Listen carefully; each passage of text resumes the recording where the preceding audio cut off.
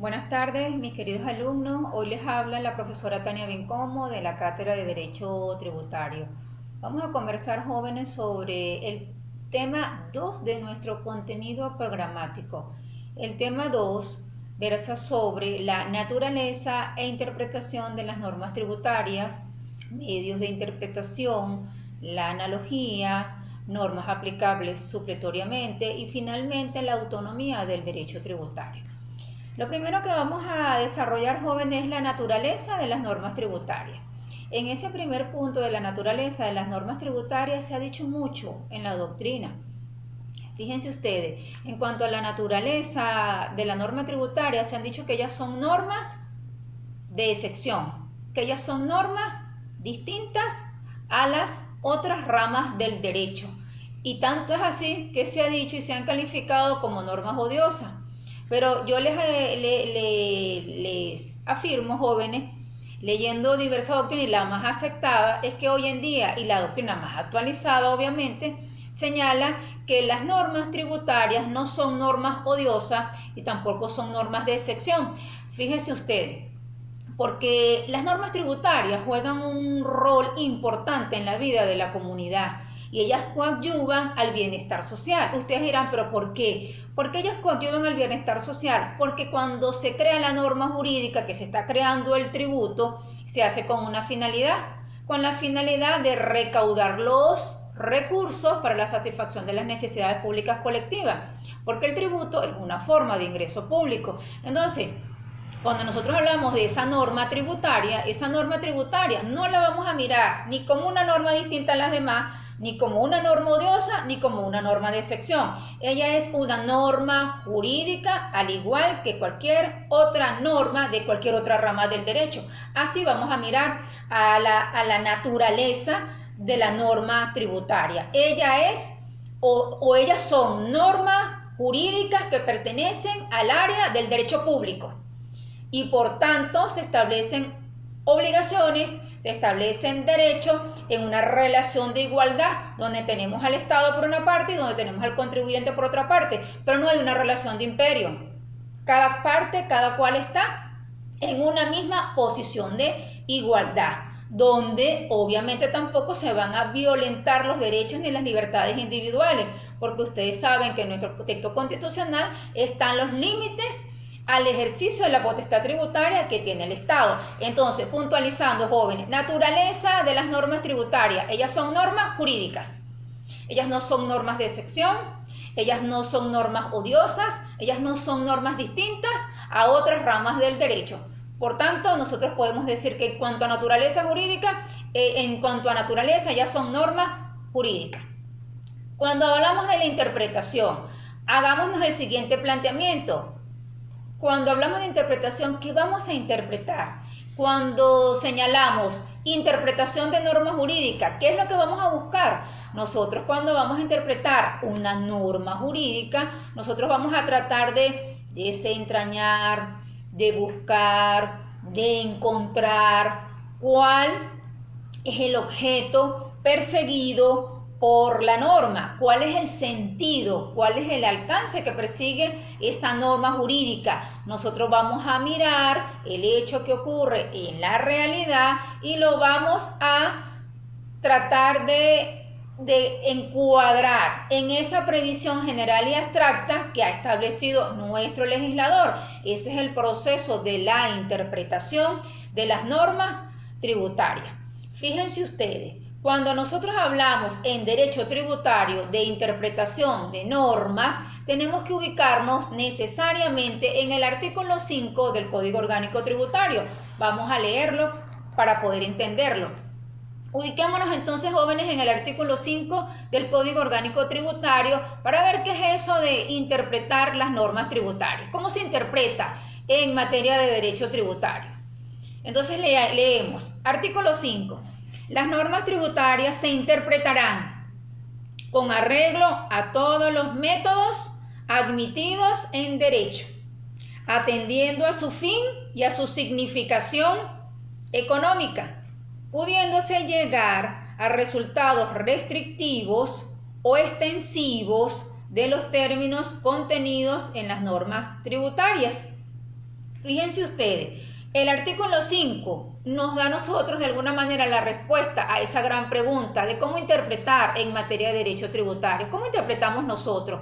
Y el artículo 5 nos está diciendo de manera clara y expresa que las normas tributarias se interpretarán con arreglo a todos los métodos admitidos en derecho. Cuando el legislador señala que se va a interpretar con arreglo a todos los métodos admitidos en derecho, aquí se está reconociendo que las normas tributarias son normas jurídicas, al igual que cualquier otra norma de otra rama del derecho, y que los vas a interpretar con todos los métodos de interpretación admitidos y utilizados en la ciencia del derecho.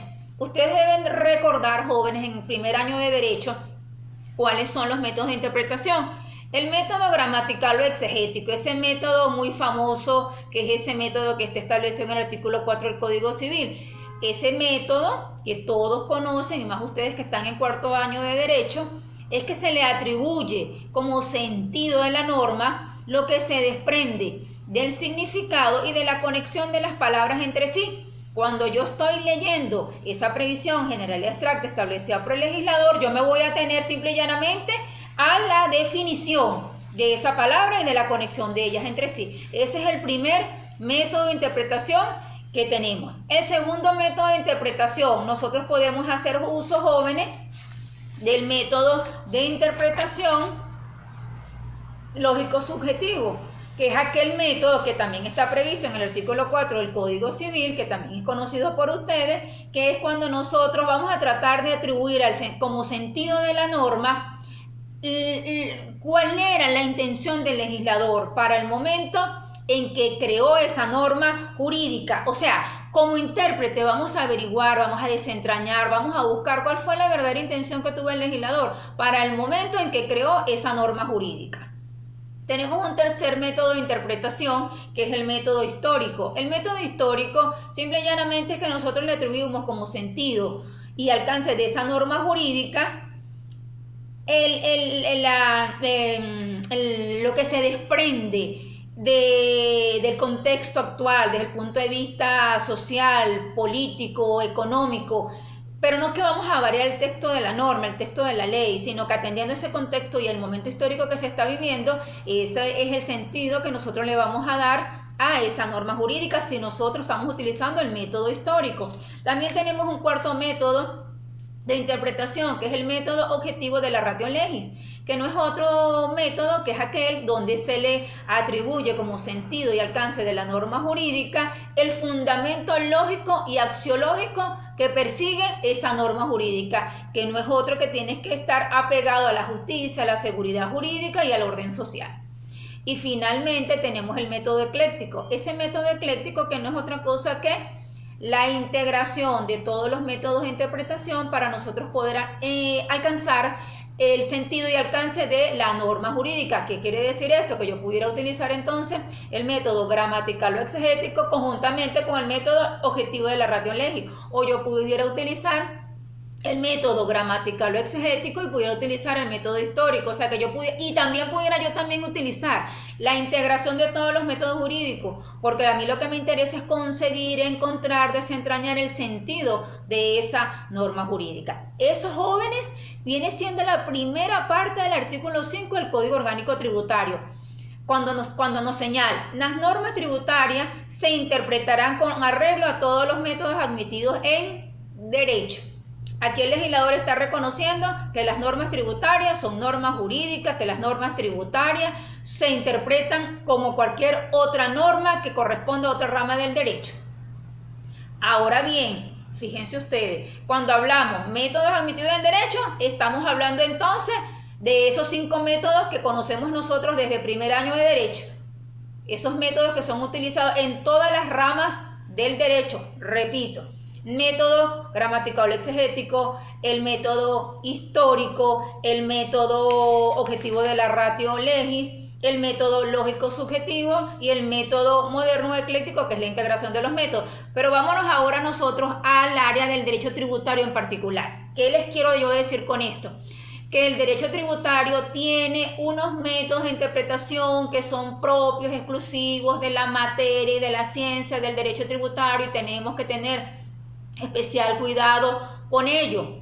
¿Por qué? Porque si ustedes en una pregunta de examen se les plantea cómo se interpretan las normas jurídicas tributarias, ustedes tienen que tener en cuenta estos 5 métodos de los cuales hemos hablado, pero que además de esos 5 métodos, hay unos métodos que son propios, exclusivos de la ciencia del derecho tributario. Entonces vamos con el primer método, que nosotros lo vamos a extraer, jóvenes, del mismo artículo 5 del Código Orgánico Tributario, y voy a releer.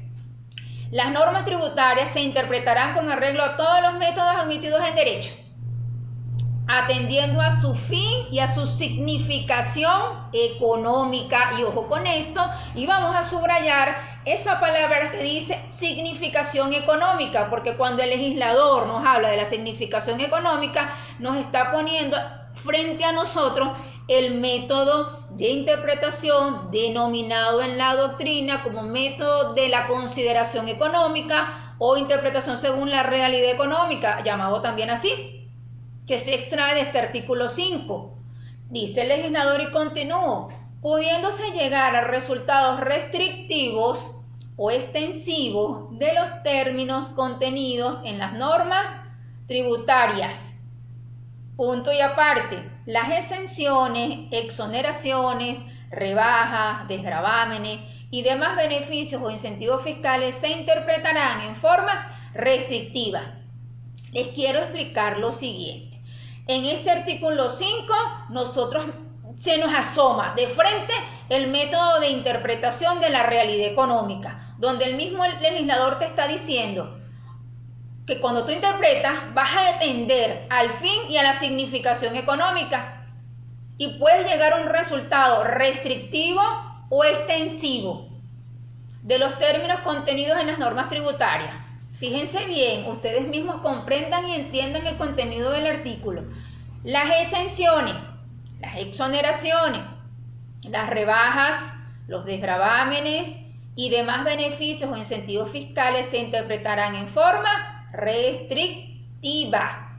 ¿Qué quiere decir? Aquí nosotros tenemos dos posiciones. El legislador te está señalando que cuando tú haces uso de la interpretación económica de la realidad económica o consideración económica, puedes llegar a un resultado restrictivo o extensivo, abierto, como un abanico.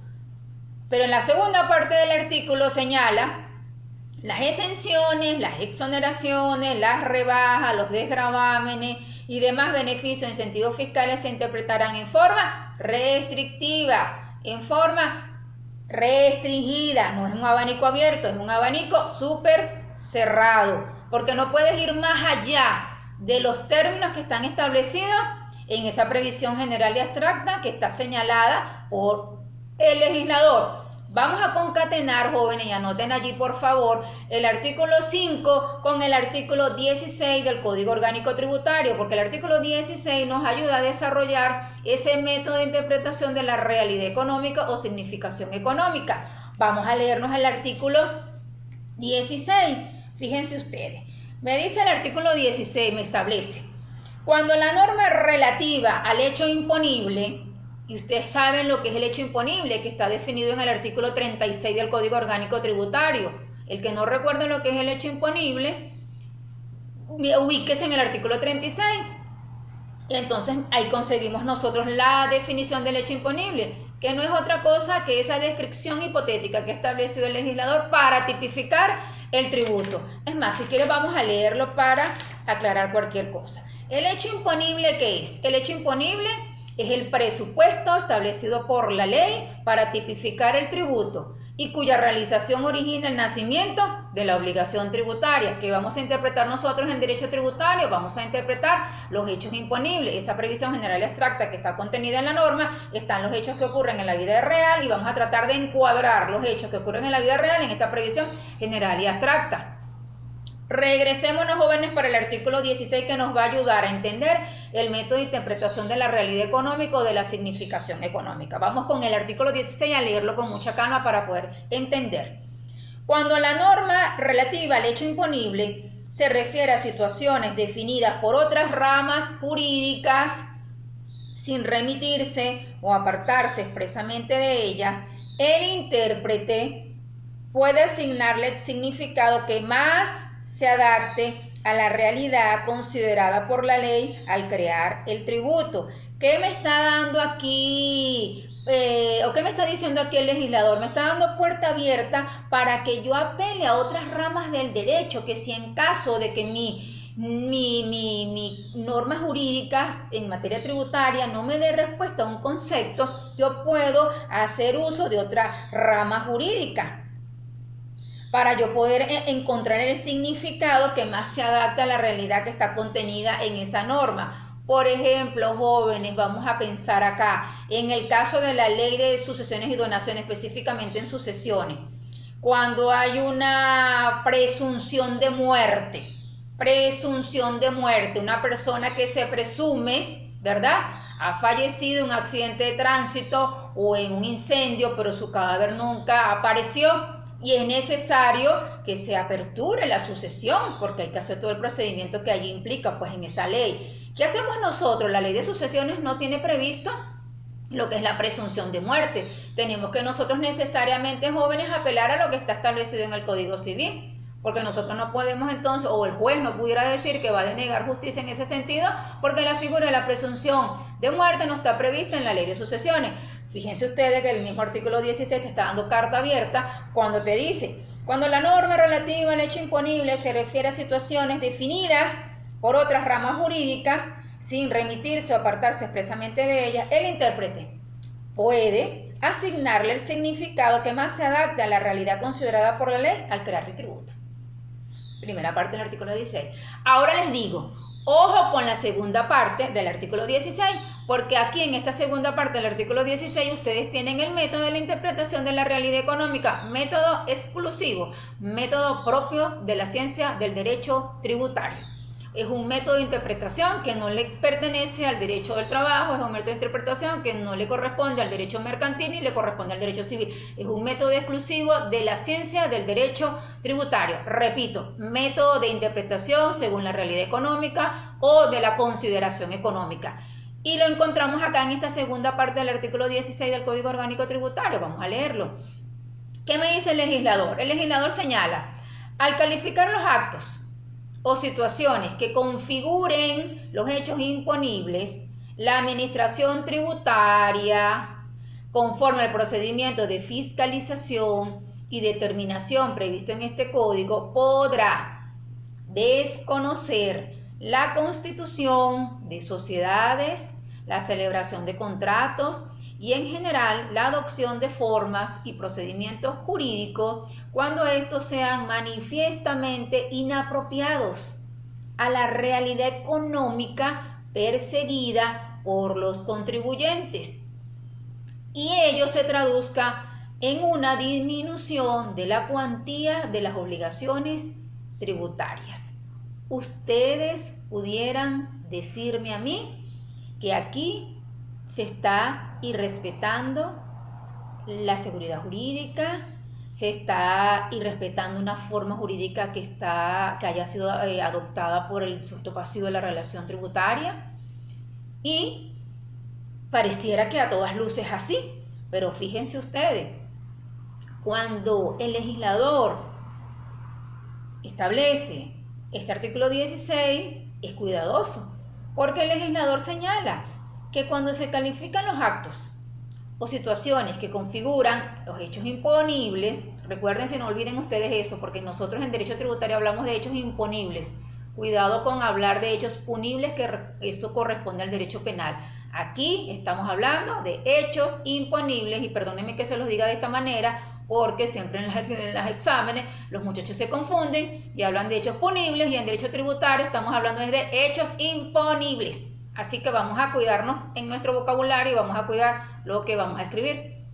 Entonces, dice, cuando configuren los hechos imponibles, la administración tributaria es un órgano que pertenece ¿a qué? Al Poder Ejecutivo. Esa administración tributaria está facultada para realizar un procedimiento de fiscalización, de determinación, que está previsto en el mismo código, principio de la legalidad.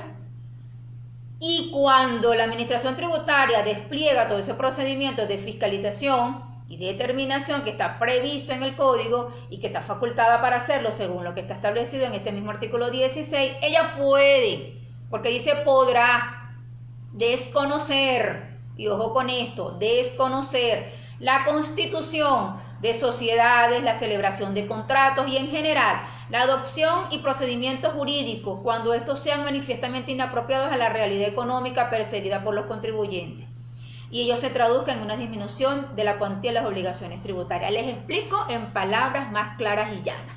¿Qué pasa con esto en la realidad?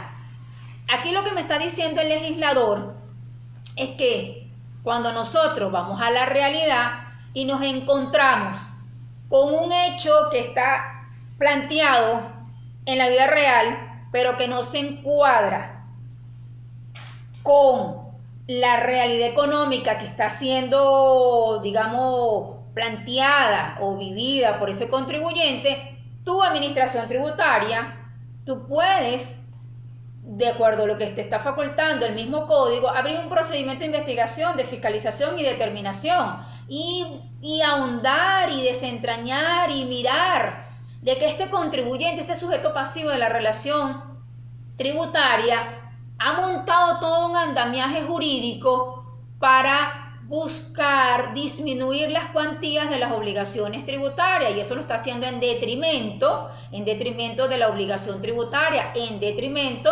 del tesoro público, si estamos hablando de un impuesto de carácter nacional, del tesoro nacional. Es decir, la administración tributaria, previo a un procedimiento de fiscalización y determinación, puede desconocer todo ese andamiaje, todo ese ropaje jurídico que se ha inventado del sujeto pasivo de la relación tributaria, esa constitución de sociedades, esa celebración de contratos. Y entonces, porque lo que está buscando es disminuir el pago de los tributos. Por ejemplo, hay sujetos pasivos de la relación tributaria donde ellos prácticamente son un consorcio, pero hacen ver con el ropaje jurídico que ellos van a montar es que constituyen varias compañías anónimas que realmente están vinculadas, que son los mismos accionistas, que es el mismo patrimonio, pero hacen ver que ellas no tienen que ver una con la otra. ¿Y por qué lo hacen? En el caso de la ley de impuestos sobre la renta, lo hacen para deslindarse, desagregarse, y cada cual tiene su propio patrimonio digamos, para ellos confundir, pues, y buscar que pagar menos impuestos sobre la renta. Pero cuando la administración tributaria tiene serios indicios, pero ese procedimiento de fiscalización y determinación, ¿qué me dice el método de la interpretación de la realidad económica? Que yo puedo desconocer todo ese ropaje jurídico que ha montado usted, sujeto pasivo de la relación tributaria, porque usted va en detrimento de la relación tributaria. Ojo con esto, ustedes dirán, pero entonces le está violentando, no hay seguridad jurídica porque yo registré, porque yo celebré un contrato. ¿Qué pasa con derecho tributario? Me están desconociendo todo lo que es la parte jurídica. Entonces el parágrafo único del mismo artículo 16 señala: las decisiones que la administración tributaria adopte conforme a esta disposición solo tendrán implicaciones tributarias y en nada afectarán las relaciones jurídico-privadas de las partes intervinientes o de terceros distintos del fisco. ¿Qué me quiere decir con esto? Yo, administración tributaria, yo tengo serios indicios de que usted ha montado todo un aparataje, todo un andamiaje jurídico, porque usted lo que está tratando de eludir la obligación tributaria, usted lo que está tratando es de pagar menos tributo. Entonces yo hago todo este procedimiento de fiscalización y determinación porque tu realidad no tiene una sintonía, no está encuadrando con tu situación económica, no se está encajando. Entonces yo me estoy dando cuenta de esto, hago un procedimiento de fiscalización y te voy a desconocer. Aquí no se está violentando ninguna seguridad jurídica, aquí no se está violentando el Estado de Derecho, porque yo hice un procedimiento de investigación, de fiscalización, y yo determiné que usted montó todo un aparataje jurídico que va en detrimento de los intereses del fisco. Pero el código se cuidó, el legislador se cuidó y señala, ojo, las decisiones que la administración tributaria adopte conforme a esta disposición solo tienen implicaciones tributarias, pero en nada te van a afectar en las relaciones jurídicas privadas que usted haya celebrado con terceros distintos al fisco. Jóvenes, en el artículo 16, concatenado con la primera parte del artículo 5, tenemos nosotros el método de interpretación de la realidad económica o de la significación económica. Ese es el primer método de interpretación exclusivo, único de la materia o de la ciencia del derecho tributario. Y me regreso, jóvenes, para el artículo 5 y releemos la última parte. Fíjense, cuando nosotros estamos mirando la primera parte del artículo 5 y ubicándonos específicamente en la parte de la interpretación, atendiendo a la realidad económica, te dice, se interpretarán con arreglo todos los métodos emitidos en derecho, que estamos hablando de los 5 métodos que hablamos inicialmente. Atendiendo a su fin y a su significación económica, tengo 5 métodos de interpretación que pertenecen a todas las ramas del derecho. Hay un 6º método de interpretación, pero que es único y exclusivo de la materia del derecho tributario. Y me dice que yo puedo llegar a resultados restrictivos o extensivos de los términos contenidos en las normas tributarias. Ojo, pero cuando yo voy a interpretar normas que tengan que ver o que contengan beneficios fiscales para el sujeto pasivo de la relación tributaria, llámense estas exenciones, llámense estas exoneraciones, llámense estas rebajas, desgravámenes y demás beneficios o incentivos fiscales, cuidado con esto. Usted, señor intérprete, lo va a hacer de manera restrictiva. Cierra el abanico no puede estar abierto. Vámonos, jóvenes, para el segundo método de interpretación, que es propio y exclusivo de la ciencia del derecho tributario, que es la interpretación administrativa. Ese método lo vamos a encontrar nosotros en el artículo 131 del Código Orgánico Tributario.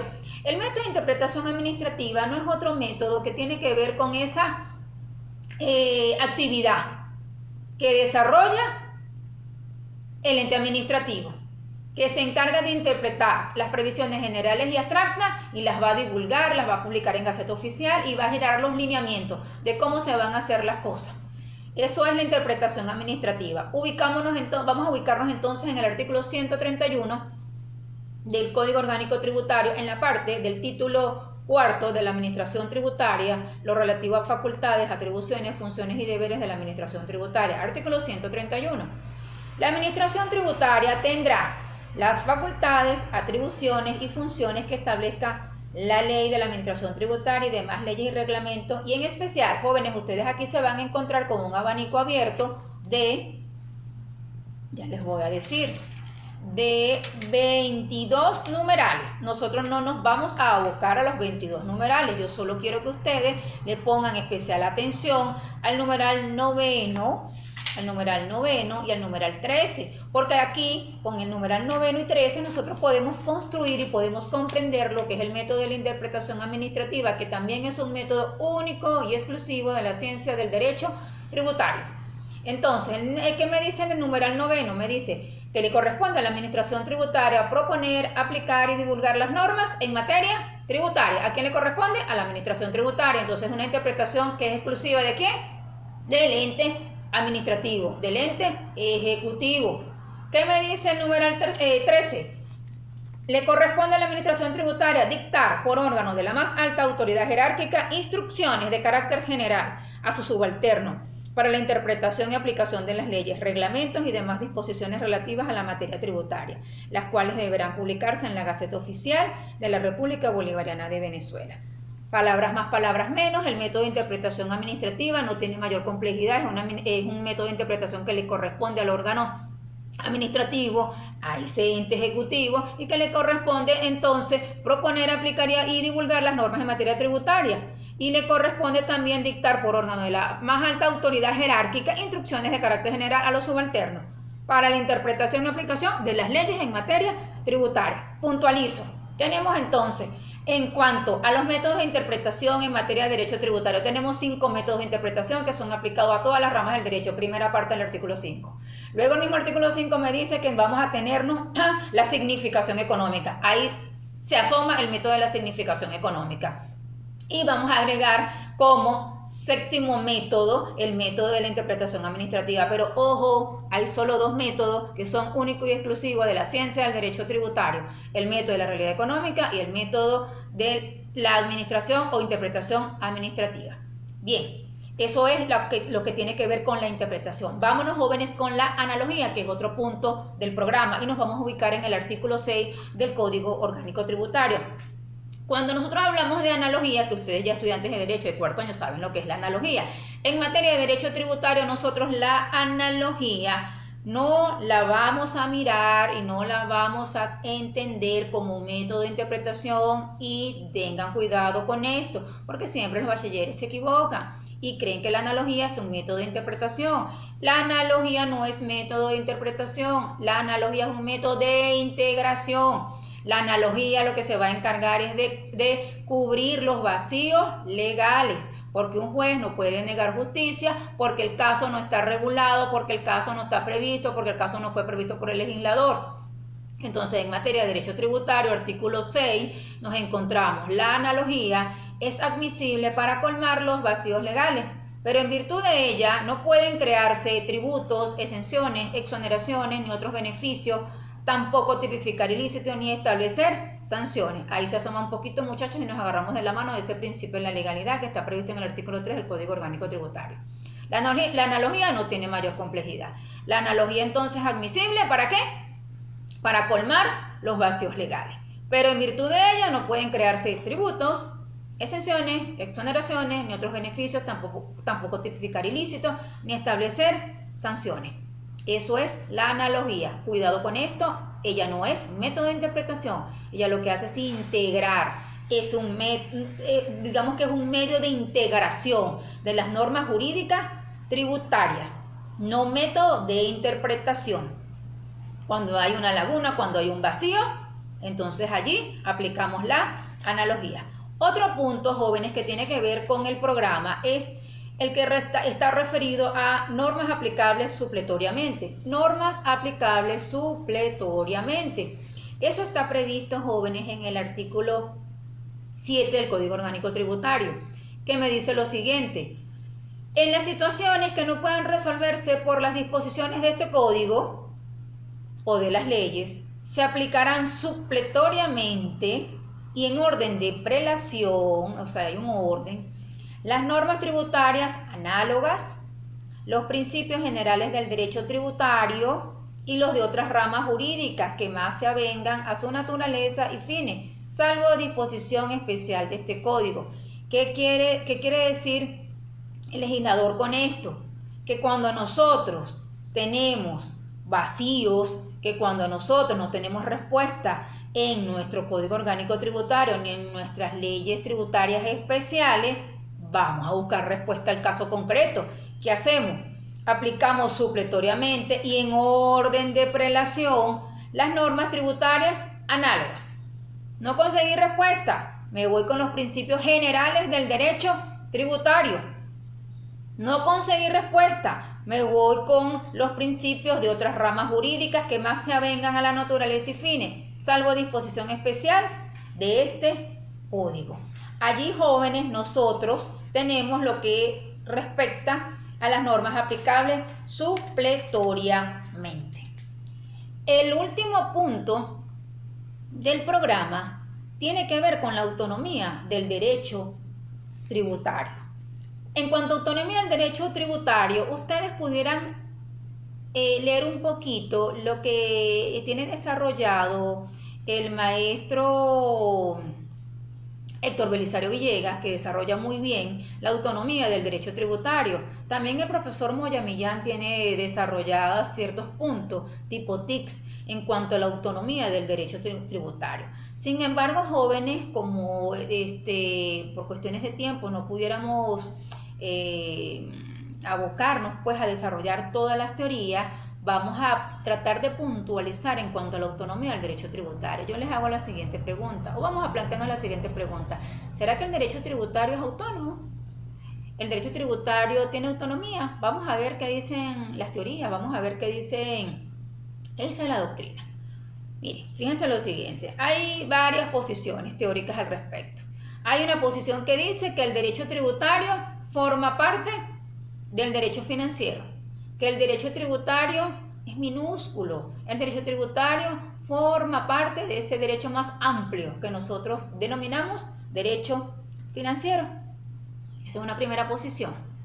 La segunda posición es aquella que estima que el derecho tributario es una rama del derecho administrativo, donde los administrativistas niegan la autonomía del derecho tributario. ¿Y por qué niegan esa autonomía? Porque cuando ellos se abocan al estudio de la actividad financiera del Estado, esa que persigue, que es tendiente a la búsqueda de los medios económicos para satisfacción de las necesidades públicas colectivas, así como la administración y empleo de esos recursos, ellos dicen que esa actividad, más que todo, es una actividad pública, una actividad netamente administrativa, y que por tanto el derecho tributario, como participa dentro de esa complejidad de acciones y actividades dentro de la actividad financiera del Estado, entonces ella no tiene autonomía, sino que el derecho tributario viene siendo una rama del derecho administrativo. Esa es una posición. Hay otra posición, jóvenes. Hay una posición que considera el derecho tributario material o sustantivo como científicamente autónomo, y por varios motivos. Porque dice que tiene unos fines que son propios y exclusivos de la ciencia del derecho tributario, porque ellos tienen una estructura orgánica distinta a las otras ramas del derecho, porque ellos tienen unas figuras y tienen unas instituciones que son distintas a otras ramas del derecho. Entonces el derecho tributario material o sustantivo es científicamente autónomo. No obstante, jóvenes, esto lo pueden ustedes ampliar un poquito con la lectura que hagan del autor Héctor Belisario Villegas, que es un libro que está aquí en la biblioteca de la Facultad de Ciencias Jurídicas y Políticas.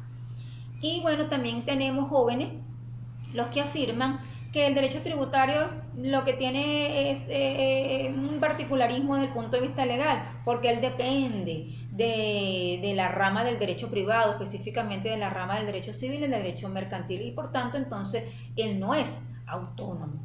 Pero yo sí quiero, jóvenes, acá, y vamos a examinar nosotros, apegándonos a esta doctrina que dice que el derecho tributario, mantener sustantivo, que el derecho tributario sí es autónomo, y nosotros compartimos en la cátedra que el derecho tributario sí tiene autonomía, y tiene autonomía por diversas razones, por diversos motivos. El primer planteamiento y la primera interrogante que nosotros nos hacemos: ¿el derecho tributario es autónomo? ¿Será que el derecho tributario tendrá una entidad nuclear? ¿Tendrá esa rama del derecho un eje sobre el cual él va a girar? ¿Él tiene un objeto propio y exclusivo, distinto a otras áreas del derecho?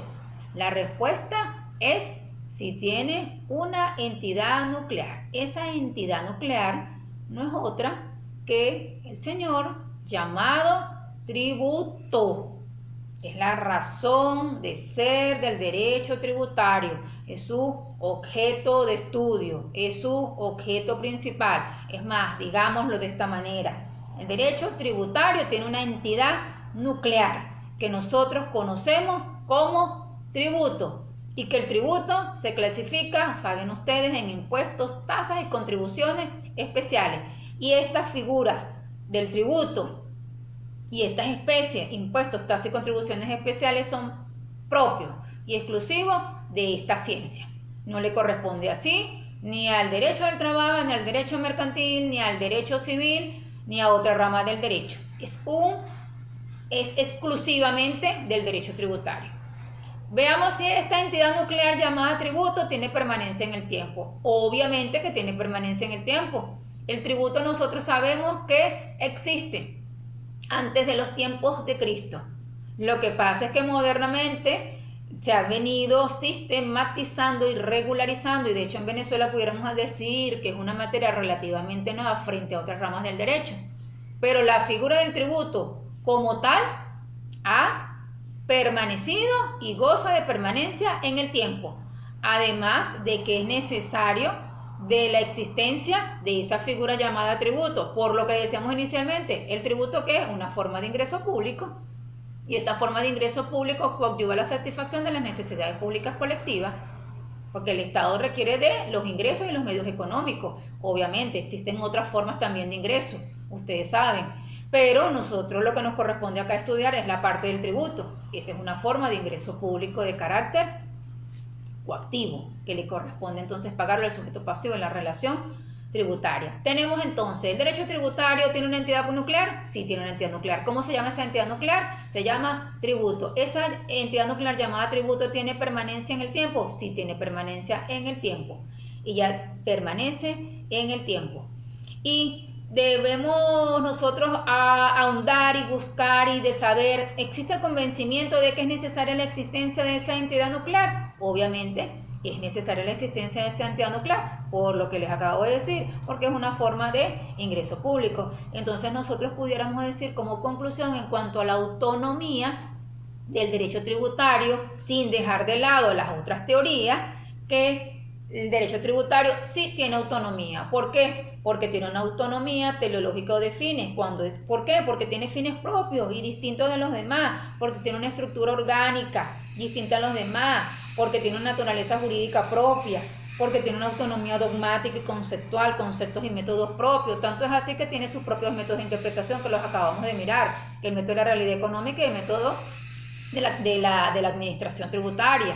Y eso es un método exclusivo de esta rama del derecho. Tiene una figura propia. ¿Cuál es? El tributo, que es su entidad nuclear. Tiene la permanencia en el tiempo y existe el convencimiento, jóvenes, de que es necesaria la existencia de esta figura jurídica denominada tributo. Ese es el último punto de este tema número 2, la autonomía del derecho tributario. Lo vuelvo y repito, esto ustedes lo pueden ampliar con la lectura. De hecho, vamos a hacer un trabajito de investigación, ¿verdad?, con respecto a la autonomía del derecho tributario, para que ahondemos un poquito más en estos detalles.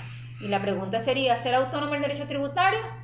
Entonces ustedes allí vamos a ahondar en cada una de las posiciones. Esa posición que te dice que el derecho tributario forma parte de otra rama del derecho, de derecho financiero. La otra posición es que te dice que el derecho tributario es una rama del derecho administrativo. ¿Y por qué será una rama del derecho administrativo? Vamos a investigar por qué, aparte de la que yo les comenté. Otra posición te dice que el derecho tributario no tiene autonomía, lo que tiene es un particularismo jurídico, porque tiene una dependencia con el derecho mercantil y el derecho civil. Y la posición, que es la que comparte la cátedra, que el derecho tributario sí es autónomo.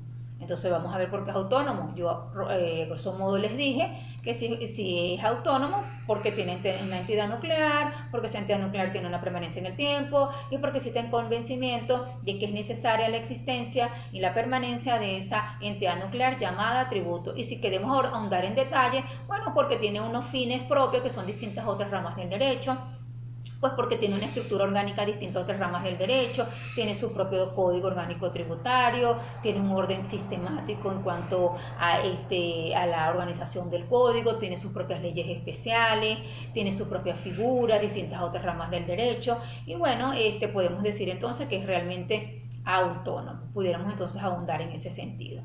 Ya con estos jóvenes nosotros terminamos el tema 2. Vamos a puntualizar rápidamente por cuestiones de tiempo. ¿De qué se trata este tema número 2? Naturaleza e interpretación de normas tributarias. En cuanto a naturaleza, palabras más, palabras menos, nosotros tenemos que entender que las normas tributarias son normas jurídicas, no son normas de excepción, no son normas odiosas. Entonces, su naturaleza es que ya son normas jurídicas. Son normas jurídicas al igual que cualquier otra norma de otra rama del derecho. Son normas que se interpretan jurídicamente y no económicamente, porque también se ha dicho que ya se interpretan económicamente y no jurídicamente. Es un desatino plantearlo de esa manera y así lo ha dicho el maestro Dino Jarax. Es un criterio jurídico que te dice que tomes en cuenta la interpretación económica y más que todo cuando nosotros abordamos el tema de la interpretación de la significación económica. En cuanto a interpretación, nos vamos a ubicar, jóvenes, en el artículo 5 y anótenlo por allí. Cuando hablamos de la interpretación de la norma tributaria, artículo 5 del Código Orgánico Tributario, lo vamos a concatenar con el artículo 16 y lo vamos a concatenar con el artículo 36 del Código Orgánico Tributario, que me define lo que es el hecho imponible. En la segunda parte del artículo 16 yo tengo mis respuestas en cuanto a la interpretación según la realidad económica o significación económica. Luego de eso tengo el otro método propio y exclusivo del derecho tributario, que es el que tiene que ver con la interpretación administrativa. Me voy a ubicar, joven, ¿en dónde? En el artículo 131 del Código Orgánico Tributario, específicamente donde me consigo con muchos numerales, pero me voy a abocar a comprender, a interpretar el numeral 9 y el numeral 13. Eso es la interpretación administrativa. Luego que ya abordé los métodos de interpretación del derecho tributario, me voy con los otros puntos del programa que tiene que ver con la analogía. Ojo con la analogía, no es un método de interpretación, es un método de integración de las normas tributarias. Luego tenemos el artículo 7 que tiene que ver con las normas supletorias. Esas normas supletorias lo que me está diciendo que si yo no se me presenta un caso en la vida real y tengo que darle respuesta, yo tengo que tratar de darle respuesta con lo que está contenido y previsto en el Código Orgánico Tributario, con lo que está en mis leyes especiales. Si no tengo respuesta en mi Código Orgánico Tributario ni en mis leyes especiales, ¿qué me dice el artículo 7? Que tengo que aplicar supletoriamente otras normas. ¿Cuáles otras normas? Tengo que, en orden de prelación, abocarme a las normas tributarias análogas. No tengo respuesta, me voy a los principios generales del derecho tributario, que eso están en la Constitución. Principio de la legalidad, que ustedes lo van a ver más adelante con el tema 3, principio de la legalidad, de la progresividad, el principio de la igualdad, el principio de la justicia tributaria y entre otros. Y no tengo respuesta con esos principios generales del derecho tributario, que también son exclusivos del derecho tributario, pues entonces tengo que apelar y tengo que abocarme a buscar respuesta con los principios de otras ramas jurídicas que más se avengan a la naturaleza y fines, salvo disposición especial de este código. Y finalmente, jóvenes, el último punto del tema 2 es la autonomía del derecho tributario, que la acabamos de conversar. Y vamos a hacer trabajito de investigación utilizando el libro de Héctor Belisario Villegas, conjuntamente con el libro de Moya Millán. Con eso nosotros podemos ya finalizar el tema número 2. Gracias por su atención.